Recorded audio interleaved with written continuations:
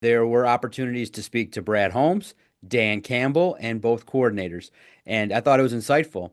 And I think that one of the most important takeaways from Brad Holmes in discussing regarding the edge rusher and learning from the Browns general manager and head coach is that the pursuit of top edge rushers, again, is very difficult. And just based on the tone that Brad Holmes took, he basically laid out that, look, priority number one is uh, allocating dollars to their own players.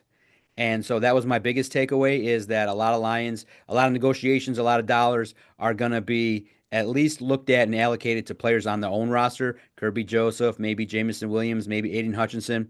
So that's kind of where you realize, okay, free agents and trades and blockbusters might not be in order for the Detroit Lions. What was your takeaway from Brad Holmes? And did it come away more like, okay, realistic in regards to, hey, the Lions got to take care of their own guys?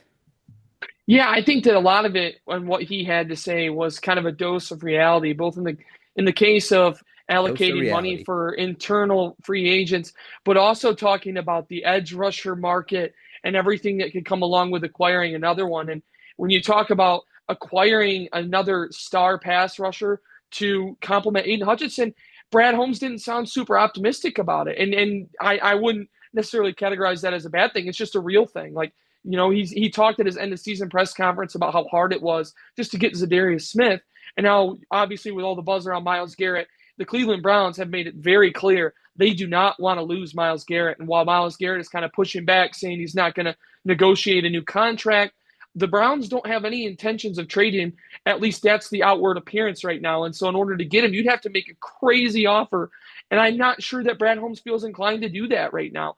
Obviously, the Lions are a much better team with Myles Garrett on their team, but as Brad Holmes said in his press conference, it's just so hard because that's such a premium position, and guys like that are not just going to be given away.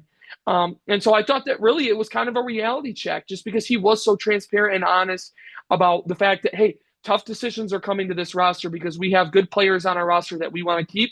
And getting another star veteran edge rusher is not nearly as easy as many would hope it would be. So, yeah, I think that a lot of it was just an honest conversation. And, I give Brad Holmes a lot of credit for being transparent about the process of going and getting a star player and the process of keeping their guys on their roster, guys like Hutchinson and Kirby and JMO. And then down the line, you've got Gibbs and Laporta and Campbell and Branch, like this whole group.